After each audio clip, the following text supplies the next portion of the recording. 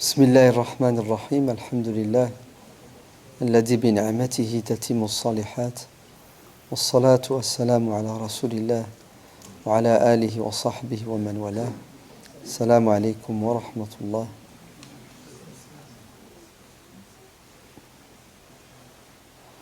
مثل الذين ينفقون أموالهم في سبيل الله كمثل حبة أنبتت 7 سنابل في كل سنبلة 100 حبة والله يضاعف لمن يشاء والله واسع عليم. صدق الله العظيم. C'est une métaphore pour comprendre que Dieu est généreux et que si l'être humain donne, il recevra plus que ce qu'il a donné. Ainsi, Dieu nous dit que celui qui plante une graine, cette graine va donner un épi de blé, par exemple. Dans chaque épi, il y aura 100 graines. Ainsi, Dieu vous donnera plus que ce que vous n'avez donné. C'est une sorte d'investissement avec des intérêts non pas fixes, mais illimités. C'est-à-dire, tu donnes 10 euros, Dieu te rendra cette somme 10 fois plus, 100 euros. Peut-être 700 fois plus, 7000 euros. Voire plus l'infini. En fonction de ta sincérité, de ta situation financière. Quand tu es dans le besoin, tu donnes. C'est pas comme lorsque tu es dans l'aisance et tu donnes. En fonction de la personne qui va recevoir. Est-ce que c'était une personne qui était dans le besoin ou moyennement dans le besoin? En fonction de beaucoup de critères, ton investissement te rapportera plus ou moins. C'est pour cela, s'il y a une action concrète qui va nous rapporter plus que ce qu'on ne peut s'imaginer, c'est le jeûne du mois de Ramadan. Car le hadith est clair, Dieu dit, toutes les actions, la récompense est connue et limitée. Le jeûne, sa récompense est inconnue, aussi bien pour nous les humains que pour les anges. Les anges écrivent que tu as jeûné. Combien tu mérites de hasanat, ils ne le savent pas, seul Dieu le sait, parce que ça dépend de ta sincérité et ça dépend aussi de la générosité divine. Illa sawm fa innahu li. C'est mon affaire. Et c'est moi qui vais rétribuer la personne et cette personne aura une heureuse surprise le jour de la résurrection. Le mois de Ramadan est proche, vous êtes d'accord? Le Ramadan 2016, ce sera le lundi 6 juin. Et vous verrez que cette année, normalement, tous les musulmans vont jeûner ensemble, peut-être exceptionnellement le Maroc comme d'habitude. Ce n'est pas une exception. Et sinon, il y a beaucoup de chances que tous les musulmans jeûnent. Vous savez pourquoi? Ensemble? Car la naissance du croissant lunaire aura lieu dans la nuit du dimanche à 3 heures du matin. Dimanche à 3 heures du matin. Donc nous on dit c'est samedi dans la nuit, c'est ça? Donc dimanche à 3 heures du matin, le croissant naît. Alors vous savez qu'il y a des fuseaux horaires, donc ça c'est l'heure GMT. Pour nous en France, ça sera à 5 heures du matin. Donc le croissant sera visible le dimanche soir, dans une partie du monde, dans les Amériques. Puisqu'il sera visible, et que dans cette région du monde il y a des musulmans, donc le Ramadan ce sera automatiquement lundi. Puisque si un musulman le voit quelque part sur terre, et qu'on est au courant, et aujourd'hui c'est pas compliqué de mettre les gens au courant, À l'instant T, tu es au courant. Donc, on jeûnera lundi, Inch'Allah. Même si dans les pays arabes, il est invisible le dimanche soir, ouais, dans les pays arabes, il sera invisible le dimanche soir, il y a beaucoup de chances qu'il l'annonce, le ramadan, pour le lundi. Car s'ils décident de jeûner mardi, ils vont voir une mauvaise surprise. Le lundi soir, quand ils vont observer le croissant, ben, ils verront que ce n'est pas un croissant qui a un jour, mais qui a 2 jours. Et là, on va à nouveau remarquer qu'on s'est trompé, qu'on a raté le premier jour. Et qu'est-ce qu'on va faire? Ben, on va jeûner 29 jours au lieu de 30 jours. C'est-à-dire, il va encore y avoir un ajustement. Pour sortir des erreurs et de la division, ben, il suffit de respecter les règles qui sont dans le Coran et la Sunna, puisque Dieu dit dans le Coran وَلِتَعْلَمُوا عَدَدَ السِّنِينَ وَالْحِسَابِ. C'est-à-dire, on doit faire un effort pour comprendre comment fonctionnent les astres, la lune. Ouais. Et c'est une science, l'étude de la lune, qu'on appelle la sénologie. Et il y a des spécialistes. Et ils savent à quelle heure exacte, à la seconde prête, vous entendez, à la seconde, pas à l'heure, à la seconde, où le croissant naît. Mais on a commencé le ramadan, il y a le lundi. Tous ensemble. On est heureux, on est content. Mais vous êtes bien d'accord que cette année, comme l'année dernière, on en a encore pour 2-3 ans, le ramadan va être difficile. Il va être difficile parce que les journées seront très longues. Maghrib sera 22 heures. Le jour le plus long, le 21 juin, il sera 22h15. Tu jeûnes depuis 3h30 du matin. Si tu rajoutes l'imsak, ouais, comme font certains, d'un quart d'heure, de 20 minutes, c'est encore 20 minutes de moins. Conclusion, physiquement, c'est éprouvant. A fortiori, s'il fait très chaud, est un travail pénible physique. Mais ce qui est le plus dur pendant le ramadan, d'après l'expérience des gens, c'est le manque de sommeil. Puisque les nuits sont courtes, n'est-ce pas? Et l'Aïcha est tard. On rajoute les prières nocturnes du Tarawih. Généralement, on sort de la mosquée, il est 1h du matin. Le temps de dormir, il est 1h30. 2 heures après, on est debout pour le petit déjeuner, sahur. À nouveau la prière. En fait, on ne fait pas de nuit complète. Tout est saccadé. Et la journée, ça a un impact sur nous. On a du mal à tenir parce que l'être humain a ses limites. L'être humain est faible, tout simplement. Donc, il faut des aménagements. Il faut tenir compte du contexte dans lequel nous vivons pour pouvoir pratiquer notre religion sans qu'elle soit une contrainte, sans qu'elle pèse sur nos épaules. Parce que Dieu dit 5 fois dans le Coran, 5, pas une, de différentes manières, يريد الله بكم اليسر ولا يريد بكم العسر وما جعل عليكم في الدين من حرج. Dieu ne vous a pas mis dans la religion de gêne, de contrainte. C'est-à-dire qu'il ne faut pas que la religion soit une galère. Vous entendez? Il ne faut pas que ça soit compliqué, difficile, dur.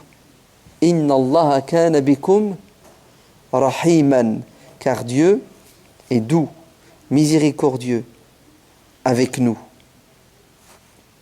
Son objectif, c'est pas de nous faire souffrir. Au contraire, le but de la religion, c'est d'alléger les souffrances des êtres humains. Toutes sortes de souffrances.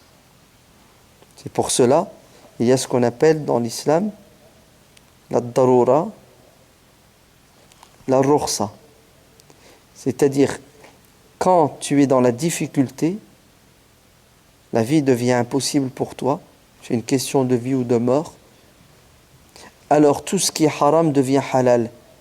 Parce que tu dois préserver ton intégrité physique, psychologique. Et quand tu es dans la gêne, dans la difficulté, même chose. C'est pour cela qu'il y a des dérogations, c'est-à-dire des souplesses pour alléger. Tu es en voyage, il t'est autorisé de ne pas jeûner. Tu es en voyage, il est recommandé de ne pas faire 4 rak'ats dans les prières de Dhuhr, de l'Asr et de l'Isha. Tout ça pour te faciliter la pratique. Ainsi, il est clair et net que le Ramadan de cette année ne va pas être facile. Pour nous, pratiquants, musulmans. Alors, est-ce qu'on doit rester dans la difficulté ou on doit sortir de cette difficulté? On reste dedans? On se voile la face? On fait semblant? C'est pas sincère. Il faudrait même se poser la question. Est-ce que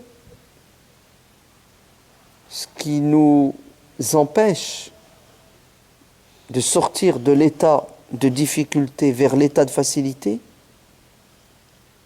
est-ce que c'est le regard des gens? Ce que les autres vont penser de moi? Peut-être ce qui m'empêche, c'est mes habitudes. J'ai l'habitude, je ne vais pas changer d'habitude. C'est comme ça que j'ai appris, j'ai toujours fait comme ça. Oui, il y a des gens qui pratiquent la religion par rapport au regard des autres et par rapport à l'éducation religieuse qu'ils ont reçue. Même si parfois elle est fausse ou elle n'est pas la meilleure, la plus proche. Et dites-moi, billahi alaykoum, est-ce que la religion, c'est la difficulté ou la facilité? Vous avez le droit de dire le contraire. Je vais juste vous demander la preuve. Le prophète, alayhi salatu wassalam, dit « Ad-dinu » terminé, « yusr ».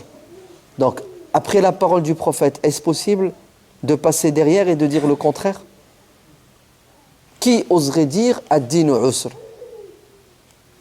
Qui? Celui qui dit ça, il contredit le prophète, il défie même le prophète. Il dit au prophète, tu t'es trompé. Vrai ou faux?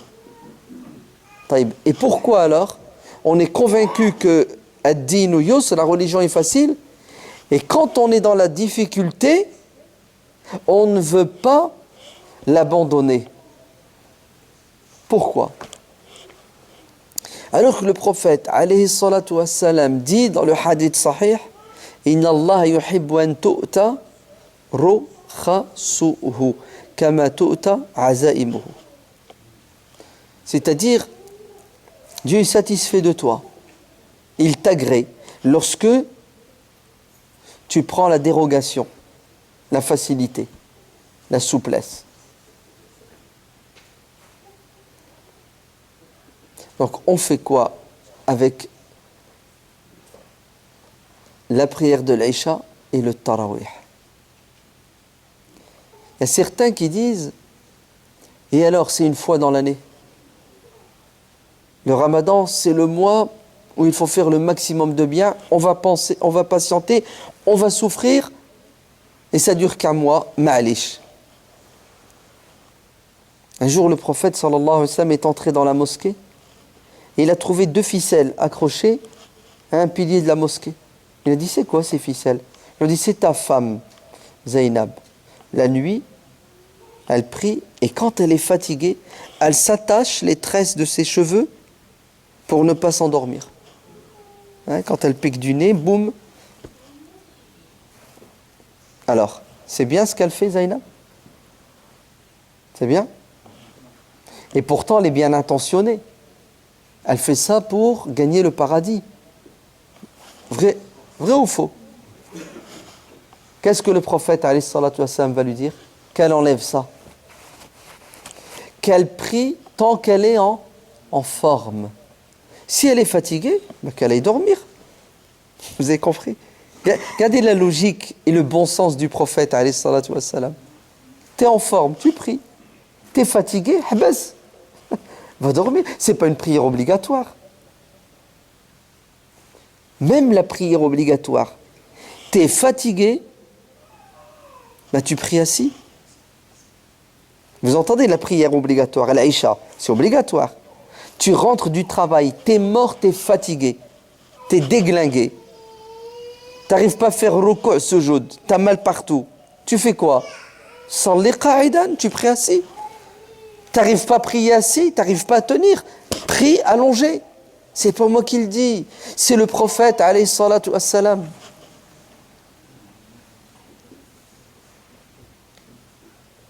Salli nashatak, dit le prophète alayhi salatu wassalam. Prie tant que tu es en forme. Et nous, vous savez ce qu'on fait? Regardez, l'Aïcha, minuit, minuit et quart, tarawih. Si le prophète entrait dans la mosquée, il nous trouvait en train de faire tarawih à minuit et demi, 1h moins quart du matin, vous savez ce qu'il nous dirait? Enlevez-moi ces ficelles. Arrêtez. Arrêtez cette prière. Qu'est-ce que vous êtes en train de faire? Vous êtes fatigué. Vous avez jeûné 18 heures. Vous avez travaillé pendant 8 heures. Vous avez fait 4 heures de transport en commun. Vous êtes rentré chez vous, vous êtes allé faire les courses. Il y a eu les devoirs des enfants. Coucou, réveillez-vous. Allez dormir.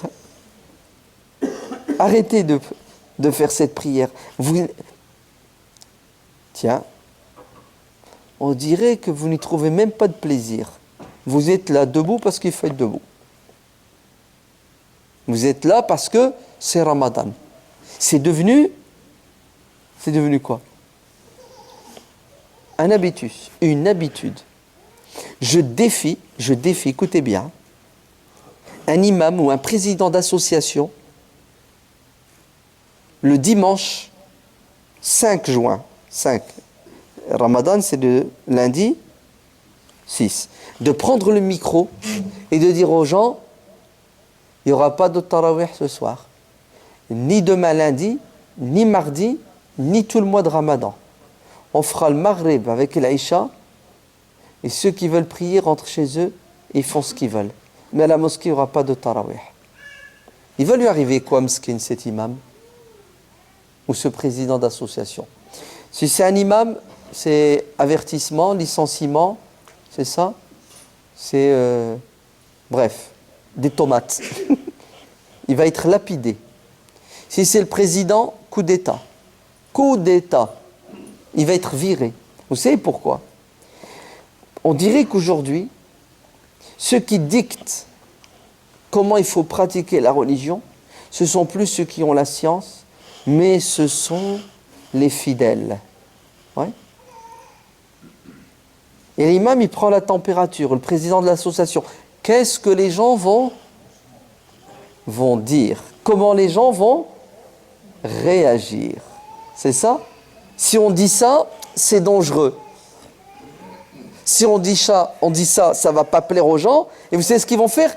Ils vont fuir.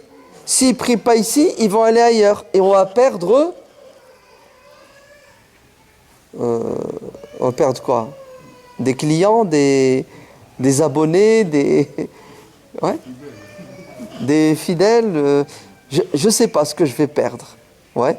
Je vais perdre ma notoriété, mon statut. Ajib. Le prophète, alayhi salatu wassalam, il prie à la mosquée.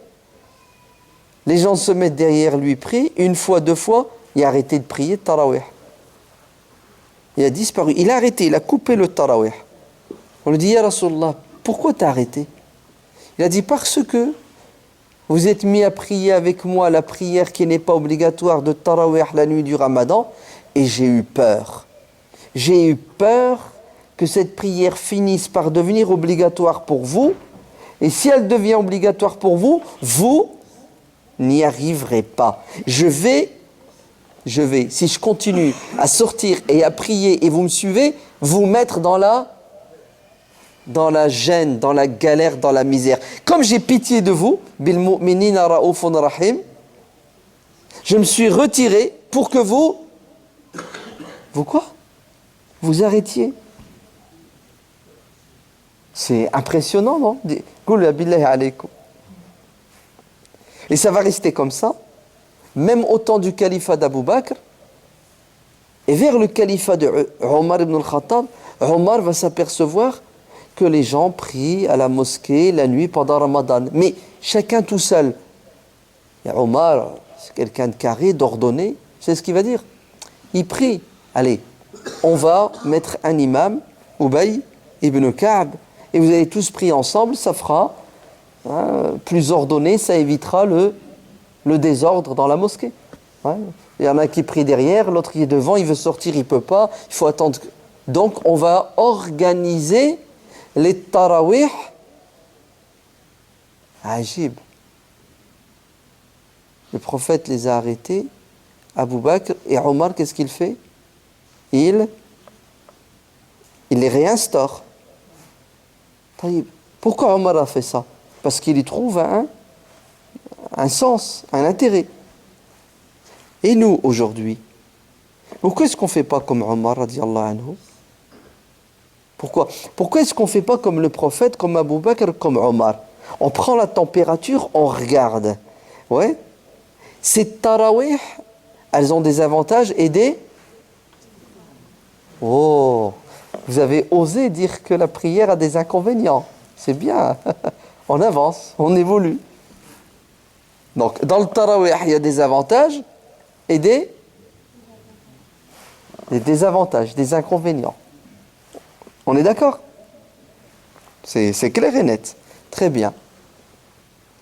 Ben, on va peser. S'il y a plus d'avantages que d'inconvénients, on continue. Et s'il y a plus d'inconvénients que d'avantages, on fait quoi? Et si on arrête, on a quitté l'islam? Si on arrête le tarawih, on a quitté l'islam? J'espère qu'il n'y a personne qui va me dire que tarawih c'est obligatoire. Hein. Levez la main. Levez la main. Personne. Ah oui, il y a 5 prières obligatoires. Hein. Pas une de plus, pas une de moins. Taïb. Il est évident que le tarawih aujourd'hui en France en 2016 ont un impact négatif de manière globale sur les musulmans et les non-musulmans.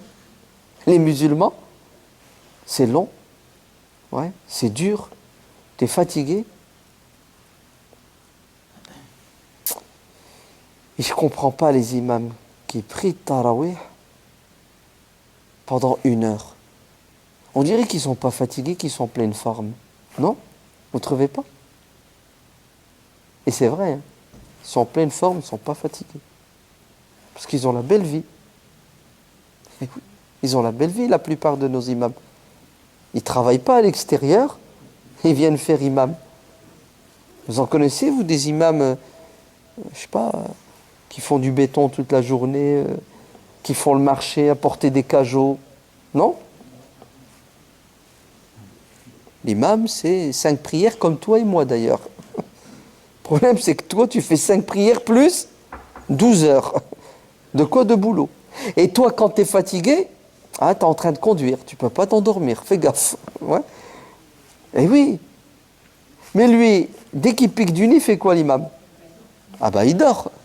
Il n'a pas les contraintes que tu as. Je ne suis pas jaloux, hein, Sarto. On est d'accord, hein. Mais c'est là, c'est la réalité. Alhamdulillah, tant mieux pour lui, oui ou non?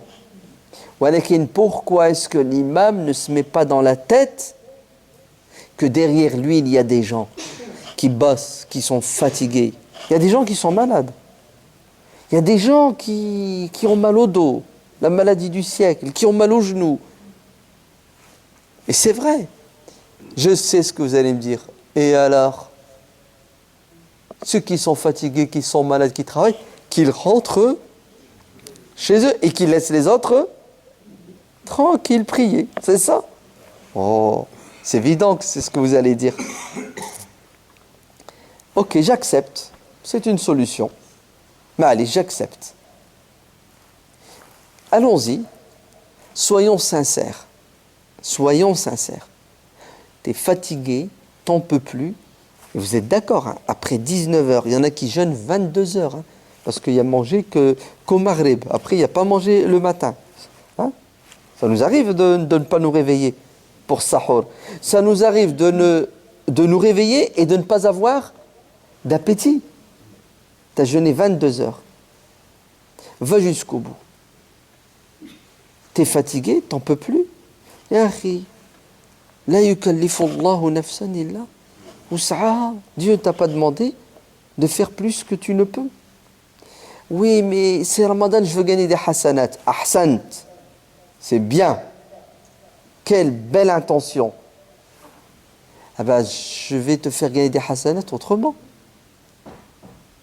Il y a mieux que le tarawih pendant Ramadan. Il y a mieux que le tarawih. Il y a pendant Ramadan des actions qui rapportent plus que le tarawih. Vous m'avez dit que vous vouliez gagner des hasanat. Vrai ou faux? C'est vrai ou c'est pas vrai? Donc si vous voulez gagner des hasanat, on va vous proposer mieux que les tarawih. Donc normalement, vous faites quoi? Vous allez mettre de côté les tarawih parce que vous êtes fatigué et vous allez faire une action qui est beaucoup plus méritoire. C'est quoi l'action qui a plus de mérite pendant Ramadan? C'est de nourrir quelqu'un qui a jeûné. Ahsant. C'est de nourrir quelqu'un qui a jeûné. Pourquoi c'est plus méritoire? Alech, pourquoi ça a plus de valeur? Ben, on l'a dit au début. Le jeûne, seul Dieu connaît la récompense qui incombe. Même les anges ne savent pas combien, tellement c'est immense. Alors imagine-toi, tu jeûnes et tu donnes à quelqu'un qui jeûne à manger au Maghreb. Donc ça te fait combien de jeûnes? 2. Et si tu donnes à 3? 3. Tu donnes à 4? 4. Ajib. Combien de raka'a on fait? 8. Donne à manger à 8 jeûneurs. Tu vas me dire, oh là là, là tu vas me ruiner toi. Attends, je croyais que tu voulais le paradis. Je pensais que ce qui t'intéressait, c'était le paradis. Combien coûte un repas? 10 euros. 8 euros par jour, 80 euros. Multiplié par 30 jours. Waouh, 2400 euros. Non, je peux pas. Ma'alish, t'inquiète. Il y a toujours des solutions. C'est vrai qu'un repas en France, on va l'estimer à 10 euros. Un bon repas ramadanesque. Mais tu peux donner à manger à quelqu'un 1 euro. Mais pas en France. Ça, c'est clair et net. Pas en France. Il y a des pays musulmans aujourd'hui où les gens meurent de faim et font Ramadan. Avec 1 euro, ils mangent comme un roi. Parce que le change, 1 euro, ça devient 20 euros chez lui. Et là, c'est pas une personne que tu as nourrie avec 1 euro, c'est une famille entière. Avec 5 euros, tu nourris une famille.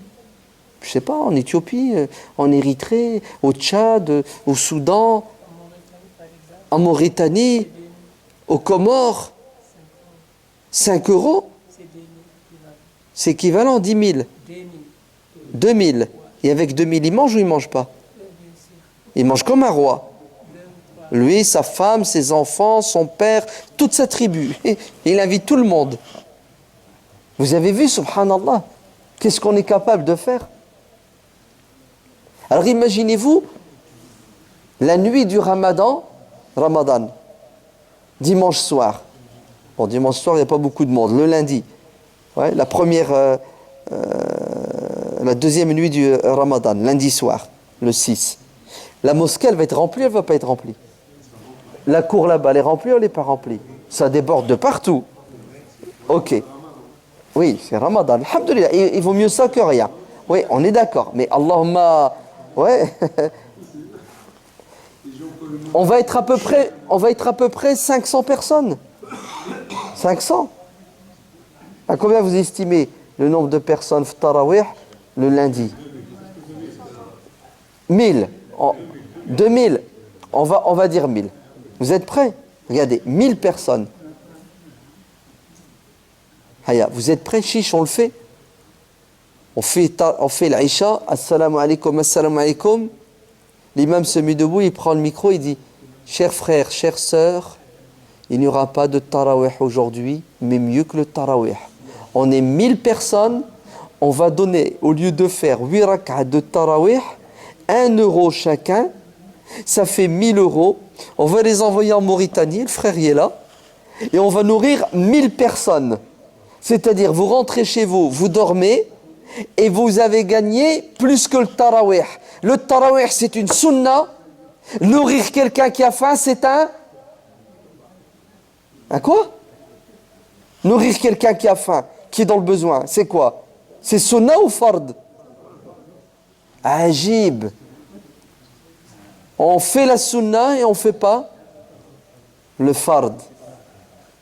On fait la sunna et on ne fait pas le fard. Ma'alish. Le frère, il a dit, et si on fait les deux? C'est la cerise sur le gâteau. Mais la réalité, c'est quoi? Yallah. Avec si tu mets Paris dans une bouteille. Vrai ou faux? C'est quoi la réalité? Ben, la réalité, c'est qu'on ne fait pas les deux. On n'en fait qu'un. T'as déjà vu? T'as combien de ramadan dans la bouteille? T'as combien dans l'estomac de ramadan? 20 ramadans. Depuis que tu as raison. 20 ramadans. Tu as déjà vu une taf ramadan, un imam dire: ce soir on ne fera pas de tarawih, Allah yabarak fikoum, mais nous allons récolter 1 euro chacun pour nourrir 1000 personnes. Moi j'ai jamais vu, jamais entendu. Et entre nous, le mec il faut qu'il ait du culot pour dire ça. Ah, il faut qu'il soit courageux, un kamikaze. Parce que il peut mal finir ce soir-là. Il y a que l'eau. Non? Ils vont le bouffer. En vérité, quand on dit on peut faire les deux, ok, j'accepte.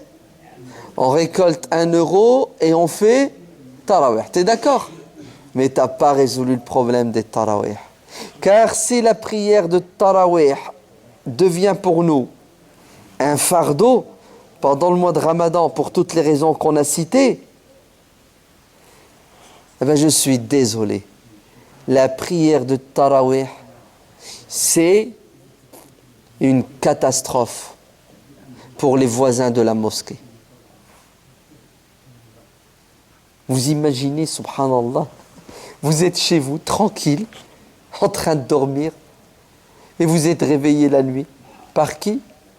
Pas par des voyous, des délinquants, des dealers qui sont en train de régler leurs comptes. Mais qui c'est qui vous réveille? À 1h du matin, à minuit. Ce sont des croyants musulmans, pratiquants, qui sont à la mosquée, qui sortent de la mosquée. Vous n'êtes pas musulman, même pas. T'es musulman. Ouais, t'es musulman. Tu subis ça pendant 1 mois. Tu votes pour l'islam ou contre l'islam? Dites-moi. Soyez honnête. T'es pour la mosquée à côté de chez toi ou contre? Je sais pas. C'est flagrant. Vous voulez que je vous raconte ce que j'ai vu, ce que j'ai entendu? J'ai été invité l'année dernière, pendant le mois de Ramadan, chez un frère. Il habite au 3e étage. Il est le voisin direct de la mosquée. De la fenêtre de sa chambre à coucher, écoutez bien, il m'a fait voir. Tu vois les gens qui enlèvent leurs chaussures pour entrer dans la mosquée, et la fenêtre à côté, tu vois les gens dans la mosquée assis. Mais le comble, c'est pas que tu les vois, c'est que tu entends l'imam qui fait son dars avant l'Aïcha. J'ai entendu l'imam qui faisait son dars et j'ai vu les gens rentrer. Et vous savez bien comment ils sont nos musulmans. Hein. À 11h30 du soir, quand ils vont à la mosquée, ils n'y vont pas en silence. Ils parlent, ils discutent, ils rigolent. À 11h30. Je suis au 3e étage, j'entends tout. Allez, vous dites quoi maintenant? Ça ne s'appelle pas faire du mal à son voisin? Mais chez Dolm Hada, c'est pas une injustice envers le voisin? Dans une mosquée de France, il y a tellement de monde dans la mosquée qu'il y a plus de gens qui prient dehors qu'à l'intérieur. Tarawih. Vous savez ce qu'ils font les responsables de cette mosquée? Ils sortent des baffes. Ils mettent des baffes à l'extérieur. Comme ça, les gens qui sont dans la rue, ils peuvent entendre qui ça? Notre cher imam qui chante le Coran. Et vous savez comment ils sont les imams ramadana, le Coran? Quand c'est un mad de 6 harakat, t'en mets 18. En criant, hein. Alors imaginez-vous, il est 1h du matin, il y a des baffes à l'extérieur, et tout ça au pied de l'immeuble. Et les gens entendent tout. Mais alors, il n'y a pas de place à l'intérieur. Ben, c'est simple, ne prie pas. C'est quoi le problème? La tusalli, ne prie pas. Rentre chez toi. Alors vous dites quoi? On fait les deux, hein? On ramasse 1 euro et on embête les voisins. C'est 10 000 euros qu'il faut que tu ramasses, mon frère, cette nuit-là, et que tu ailles les distribuer aux voisins pour qu'ils ne portent pas plainte contre toi auprès de ton Seigneur, si bien que le jour de la résurrection, ils vont te prendre toutes tes hasanats du ramadan et peut-être que ce n'est pas suffisant. Vrai ou faux? Il s'appelle comment? Al-Muflis. Al-Muflis. Il fait et il détruit en même temps. Il gagne des hasanats et il en perd plus. Alors dites-moi, je délire? Je suis fou? Je dis n'importe quoi? Je suis contre le Coran? Je suis contre la Sunna? Qu'est-ce qui nous empêche d'apporter des ajustements, ta'dilat, à la pratique parce que les conditions d'une pratique sereine ne sont pas réunies? Qu'est-ce qui nous empêche? C'est quoi ce blocage? Wallah, Wallah, tu sais plus quoi dire, tu sais plus quoi faire. Et pourquoi les prédicateurs, les imams ne le disent pas, ne le crient pas sur les toits? Ya ibadallah, 2017, pas de tarawih. On va faire mieux que de tarawih. On va réunir 10 millions d'euros. Et on va nourrir les 4 millions et demi 4 millions et demi de Syriens en Turquie. Ça, c'est juste ceux qui sont en Turquie. 4 millions et demi. Le vrai chiffre, hein, c'est 4 millions et demi de Syriens. Ramadan 2017, soutien au peuple syrien, les tarawih au placard, et 10 millions d'euros pour sauver des vies humaines. Dites-moi, est-ce que c'est pas plus utile? Est-ce que c'est pas plus spirituel? Qu'est-ce qui va plaire à Dieu le plus? C'est de nous voir dans la mosquée jusqu'à 1h du matin. Allah alam de l'état de notre cœur pendant que l'imam récite le Coran. نقول لكم pas Allah alam, نحن نعلم. Pourquoi on se voile la face et on ment? Pendant que l'imam récite le Coran, pendant le Tarawih в Ramadan, vous êtes concentré? Vous comprenez le Coran?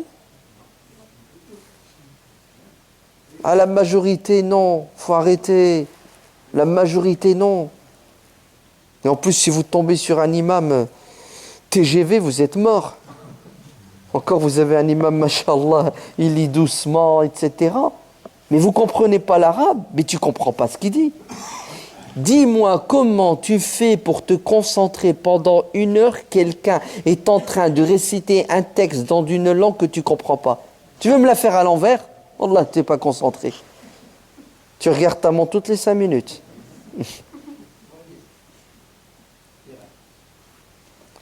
Moi, je suis imam, je sais ce que je fais. Vous voulez comme ça, bon, allez, la démocratie, j'y crois. Vous voulez à tout prix qu'on fasse les tarawih sans préjudice sur les voisins. Hein. Vous voulez à tout prix rester jusqu'à 1 heure du matin? Non. Vous savez ce que je fais? Wallah, dans chaque rak'at, je récite la Fatiha et une ayah. Un verset. Un seul. Wahid. Deuxième rak'a, Al-Fatiha, le même verset. Je finis les 2 rak'at, je me remets debout. Wallah, je vous fais 8 rak'at avec un verset dans chaque rak'a et c'est toujours le même. Je me dis, ah, il est fou celui-là. C'est quoi ça? Ben, ça s'appelle Sunnah. Sunnah. Dans le hadith sahih, le prophète sallallahu alayhi wa sallam, il a prié la nuit et il a récité toute la nuit le même verset dans la prière. Le même, le même, le même, le même. Alors imaginez-vous, l'imam, il se met debout, il fait 8 rak'a, il récite le même verset, ce verset-là. Franchement, vous allez vous dire, ben, il récite toujours le même. Est-ce que ça va vous intéresser, vous interpeller? Ben si. Tu dis, pourquoi il récite toujours le même? D'ailleurs, il va à peine finir la 4e rak'a, tu vas dire, ya cheikh, t'as bu trop de hlira? Est-ce que tu es conscient que tu répètes le même? Dit, oui, je suis conscient et j'ai un objectif pédagogique. Je veux que ce verset vous marque. Et une fois que j'ai fini mes 8 rak'a, vous avez vu, on est passé d'1 heure à 10 minutes. Je me retourne et je vous dis, vous savez ce que veut dire le verset? Il veut dire ça. Rentrez chez vous maintenant. Roho, appliquez ce verset. Regardez, un verset, je vous l'ai répété 8 fois, je vous ai dit ce qu'il veut dire, et je choisis un verset qu'on va appliquer pendant le Ramadan. Et je vous dis, rentrez chez vous et continuez à méditer le verset et mettez-le en pratique. Et le lendemain, je recommence. Soit avec le même verset, ou j'en choisis un nouveau.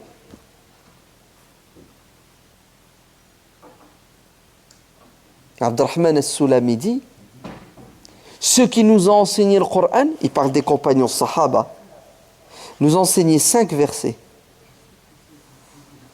Ils nous donnaient le sens, on les mettait en pratique, et seulement après on passait à 5 versets. Des paquets de 5. Khamsa, t'apprends, tu comprends, tu mets en pratique, c'est bon? On peut passer à la suite? Naam. C'est pas bon? On reste avec les 5. C'est pas plus facile? Qu'est-ce que vous en pensez? Allez-y, à vous la parole. Comment? C'est une bonne méthode. À vous la parole.